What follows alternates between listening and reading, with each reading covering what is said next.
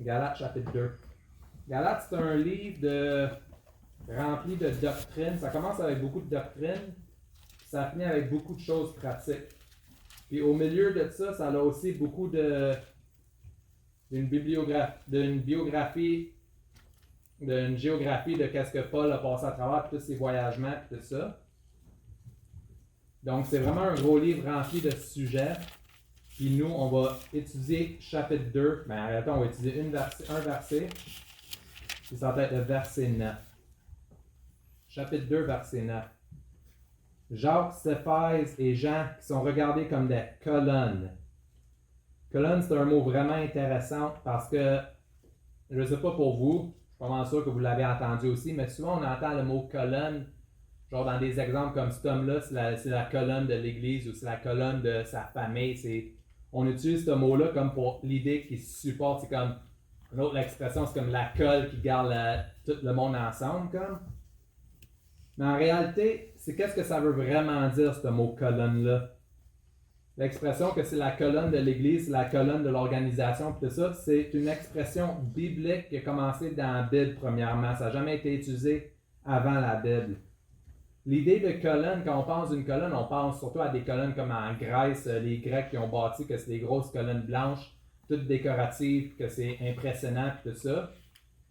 Mais honnêtement, les colonnes les plus importantes, c'est les colonnes qu'on ne voit pas, des colonnes qu'on ne réalise même pas sont autour de nous. Comme les colonnes qui sont à l'intérieur des murs, cachées en arrière de tous les murs qu'on a, qui supportent le poids de l'Église, qui supportent la structure. Puis l'idée de colonne, c'est ça supporte qu'est-ce qu'il y a sur lui, mais l'affaire, c'est que c'est pas juste une idée que ça supporte qu'est-ce qu'il y a par-dessus lui, mais il y a aussi l'idée d'en dessous. Parce que le Seigneur utilise souvent le mot colonne comme dans Timothée, Paul il parle de colonne de vérité, qu'on soutient la vérité en étant qu'une colonne. Ou dans Révélation, le Seigneur dit, si vous êtes une colonne fidèle dans le moment, vous allez être une colonne dans mon paradis, dans mon royaume pour l'éternité, qui est une promesse. Mais l'idée de colonne, c'est que la raison que le Seigneur utilise ça, c'est pas juste l'idée de qu'est-ce qu'on supporte, mais c'est qu'est-ce qu'on est basé dessus aussi, parce qu'une colonne ne peut pas supporter qu'est-ce qu'il y a au-dessus, qui ne peut pas supporter le toit et tout ça, si la colonne est placée dans du sable. Comme Jésus dit, moi je suis le roc, la colonne est placée sur le roc pour que ça soit stable, pour faire sa job de supporter qu'est-ce qu'il y a au-dessus. Donc, l'Église, quand on a des colonnes dans l'Église qui supportent la structure de l'Église, évidemment, l'Église, c'est qui? C'est Jésus. Donc, les colonnes sont basées sur Jésus qui supporte le reste de l'Église. Puis l'Église, c'est quoi? C'est la communion, c'est les membres qui se rassemblent ensemble. Donc, les colonnes, c'est les gens forts dans l'Église qui sont basés sur Jésus, puis ils supportent tous les autres membres qui peuvent être peut-être un petit peu moins stables, mais ils les supportent pour garder la structure de l'Église tout ensemble. Si on regarde la verset 9 encore, Jacques, Séphèse puis Jean. Si vous savez, Séphèse, c'est un autre nom pour Pierre, mais Jacques, quand on remplace Séphèse pour Pierre, si on dit Jacques, Séphèse puis Jean ou Pierre et Jean, tout le monde dit c'est qui ces trois-là? C'est tous les trois amis intérieurs de Jésus, c'est tous les apôtres, tout ça. Mais l'affaire, c'est que Jacques, c'est pas le Jacques qui est dans le cercle interne de Jésus. Jacques, ce Jacques-là, si on regarde la vraie histoire de Galates, tout ça, ce Jacques-là, c'est le demi-frère de Jésus, que dans ce temps-là, il était pasteur à Jérusalem dans l'église. Il fallait que je regarde tout l'historique de d'autres études, tout ça, mais c'est pas le Jacques qu'on pense, c'est le demi-frère de Jésus. Et ces trois-là marchent dans le Seigneur. Qu'est-ce qui est intéressant, c'est que le mot marcher dans le Seigneur, c'est au présent. Puis dans ce temps-là, dans le temps de Galates, Jésus était parti, ça fait un certain nombre de temps, mais eux, ils ne marchaient pas avec le Seigneur, ils sont en train de marcher au présent avec le Seigneur. Donc, il y a encore une relation avec le Seigneur, même jusqu'au présent. Donc, c'est intéressant. Puis ces trois hommes-là sont comparés à une colonne. Puis après ça, ça dit « Me donnèrent à moi et à Barnabas, moi, ça c'est Paul, la main d'association, afin que nous allésions, nous vers le gentil et eux vers le circoncis. » Ça, c'est vraiment merveilleux comme verset parce que c'est vraiment, on parle de 5 hommes et ils ont tous des jobs différents. Puis tous ces jobs-là, c'est pour la gloire du Seigneur. Il y en a qui vont vers les gentils, puis il y en a qui vont vers les circoncis.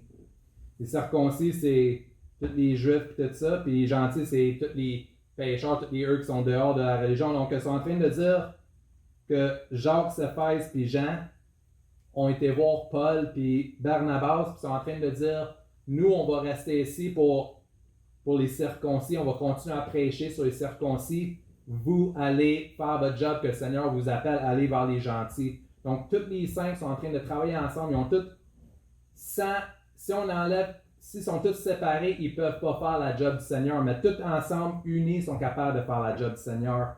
C'est vraiment un beau verset. Et si on regarde dans verset 11, quelque chose qui est intéressant, c'est que là, on est en train de dire que Jacques, Céphase et Jean, c'est des colonnes. Donc, c'est des supports de l'Église, ils supportent de l'Église ensemble. Mais l'affaire, c'est, regarde verset 11. Or, quand Pierre, là, je viens juste de dire Céphase, c'est Pierre. Pierre vint à Antioche, je lui résistais en face parce qu'il méritait d'être repris. Encore une fois, c'est Paul qui parle. Donc, Paul a été dans sa face et il l'a repris, il l'a corrigé. Pierre a fait une erreur. Puis il fallait que Paul aille dans sa face et qu'il corrige. Mais pourtant, Pierre est comparé à une colonne. Ça veut dire que même si vous êtes une colonne, ça ne veut pas dire que vous êtes parfait. Vous pouvez faire des erreurs et tout ça, puis on doit se faire rapprocher. Comme j'ai dit dimanche soir, que j'avais mentionné dans un de mes messages que j'ai écrit hier soir, j'ai dit qu'on peut vraiment voir l'attitude d'un homme, le cœur d'un homme, dépendamment comment il accepte les critiques, comment il se fait reprocher, comment il réagit à ça à la place de juste recevoir des compliments. Et Pierre, il ne s'est pas battu contre Paul ou rien, sinon Paul leur a dit que Pierre n'est plus dans la voie du Seigneur, il n'est plus sur le chemin. Mais Pierre l'a pris comme un chrétien, il l'a pris comme un homme, il a pris ses critiques et il les a appliquées après ça. Donc on peut vraiment voir son attitude, mais comme que j'ai dit, c'est une colonne, mais en tant que colonne, tu peux faire des erreurs.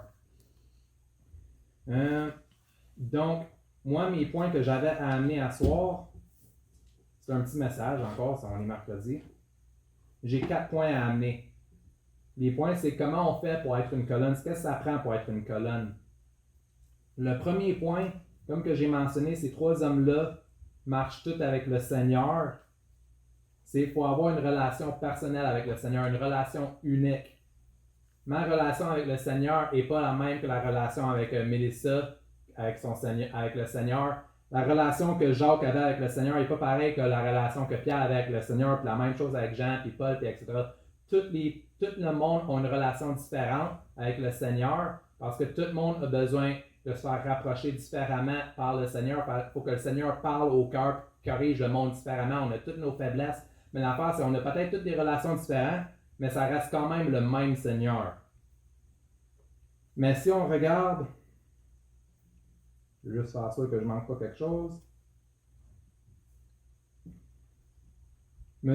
Si on regarde verset 9, me donnèrent la main d'association. À moi et à Barnabas, la main d'association. Ils sont en train d'avoir une communion ensemble et ils se supportent pour avoir leur relation avec le Seigneur. Donc, mon premier point, c'est aie ta propre relation avec le Seigneur. Fais pas juste lire ta Bible puis aller à l'église puis tout ça. Il faut que tu pries puis que tu marches fortement dans le Seigneur. Il faut être ta propre temps de prière avec le Seigneur, parler un à un, pour être ta propre relation. Mon deuxième point, c'est soit un encouragement. Si on regarde encore verset 9, je viens juste de le lire, mais après que ça dit colonne, ça dit « Me donnèrent à moi et à Barnabas la main d'association ». Jacques, Céphase puis Jean s'approchent à Paul puis à Barnabas, puis la main d'association, c'est des encouragements, ils sont en train de les encourager. Ils sont en train de leur dire, Paul puis Barnabas, vous êtes appelés pour aller ailleurs, puis on est ici pour vous aider. Faites ce que le Seigneur veut, inquiétez-vous pas pour les circoncis ici, nous on s'occupe d'eux, on va faire ce que le Seigneur nous appelle à faire. Nous, on va vous aider dans vos efforts que le Seigneur vous parle. Allez-y. Donc, eux sont en train de les encourager. Puis une chose que je peux vous dire, c'est une colonne, c'est pas juste quelqu'un qui est solide, stable à l'église, tout ça, qui supporte l'église. C'est quelqu'un qui a la compassion, puis aussi la compréhension. C'est quelqu'un qui comprend le Seigneur premièrement, mais qui comprend les autres, qui montre la compassion vers les autres. Comme les 3, Jacques, Pierre puis Jean, montraient la compassion puis l'encouragement vers Paul puis Barnabas pour faire leur job. Nous aussi, il faut qu'on ait un encouragement envers nos propres membres pour les encourager de continuer vers le Seigneur. Et comme que je dis, c'est très facile de chialer de qu'est-ce qui se passe. Beaucoup de choses qui se passent aujourd'hui, c'est ridicule. Mais c'est très facile de chialer. Mais honnêtement, on devrait tourner ça. Puis à place d'être un homme de chialage, on devrait être un homme d'encouragement. Et comme que j'ai entendu un pasteur dire, un journaliste d'encouragement, rapporte des nouvelles d'encouragement à la place de des nouvelles, de des mauvaises nouvelles. Donc ça, c'est mon deuxième point. Sois un homme d'encouragement pour être une colonne. Mon troisième point, c'est être engagé vers les autres. Si on en regarde un petit peu plus loin dans le même verset, on est resté dans le même verset tout le long. À moi et à Barnabas, la main d'association, afin que nous allésions. Eux, c'est des colonnes, toutes les 5, c'est des colonnes, mais ils ne sont pas restés fixes en une place. Ils sont en train d'agir, puis ils savent qu'ils sont appelés par le Seigneur, ils sont en train d'agir dessus, donc ils sont en train d'engager. Allésion, c'est en train de partir pour aller chercher des âmes. Donc, ils restent engagés. Donc, en tant qu'homme de colonne dans l'Église, homme puis femme de colonne, qu'on reste engagé. Si on voit qu'il y a quelqu'un qui est moins encouragé, qui est dans détresse, il faut qu'on s'active tout de suite pour l'encourager. Si on voit des âmes perdues, des âmes qui sont perdues, ou comme M. Rouillard a parlé de méthode, qu'on prenne le pas pour essayer de les guider sur le bon chemin, pour être engagé, pour sauver les âmes et tout ça. Donc, c'est vraiment pour être une bonne colonne dans l'Église, pour être une colonne forte et stable, il faut vraiment être une colonne qui est engagée aussi. Mon dernier point, puis on va lire un autre verset, on va finalement aller dans un autre verset, c'est soit fidèle et humble dans le Seigneur. C'est dans le même chapitre, c'est verset 6. Ça, c'est encore Paul. Quant à ceux qui sont comptés pour quelque chose, il ne m'importe point quels ils ont été autrefois, car Dieu ne fait point exception de personne. La plus considérée, ils ne m'ont rien communiqué. Donc, Paul est en train de parler de des gens qui connaissent le Seigneur. Quant à ceux qui sont comptés pour quelque chose, il est en train de dire que ces gens-là sont importants puis ils ont une position dans la société, ils sont comptés pour quelque chose. Là, Paul dit, il ne m'importe point. Donc, pour lui, il s'en fout d'eux, même s'ils sont comptés pour quelque chose. Donc, je le sais pour vous, si vous êtes une colonne dans votre famille ou dans l'église ou peu importe où, vous avez une réputation, puis j'espère pour vous que vous avez une bonne réputation, mais ce n'est pas une réputation pour vous-même que vous devez l'avoir, mais c'est une réputation pour le Seigneur. Vous devez le faire pas pour votre propre gloire, mais pour la gloire du Seigneur. Puis c'est là que Paul est en train de dire, on sait vraiment de quel groupe que Paul est en train de référer, mais il est en train de dire, pour ceux qui pensent qu'ils sont comptés pour quelque chose, il ne m'importe point quels ils sont été autrefois, car Dieu ne fait point d'exception des personnes. La plus considérée, ils ne m'ont rien communiqué. Donc lui, il s'en fout bien raide de eux. Lui, il s'en fout qu'est-ce que le monde pense de eux, parce qu'eux, ils sont tous bâtis leur apparence extérieure, qu'ils sont bien parus dans la société. Mais en réalité, c'est pas ça qui compte, c'est pas comment on paraît au monde, mais c'est comment on paraît au Seigneur. Puis c'est ça que Paul est en train de dire. Eux, on s'en fout parce qu'ils sont pas la bonne parole. Puis qu'est-ce qu'eux sont en train de bâtir? C'est pour le temporel, c'est pour le moment, puis c'est pas pour l'éternité. C'est pas pour l'éternité qu'on va avoir dans le futur. Donc, si vous voulez être une colonne, soyez une colonne pour le bon but et pour le Seigneur. Donc, soyez fidèles et humbles quand vous essayez d'être une bonne colonne. Comme ça, vous n'essayez pas d'aller chercher la gloire.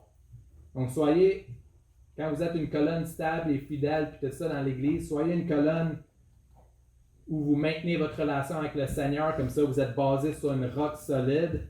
Soyez un encouragement pour eux autour, pour aller les chercher, puis tout ça. Puis soyez fidèles puis humbles dans tout ce que vous faites. Donc, comme j'ai dit, c'est un petit message. Donc, on va se séparer en prière.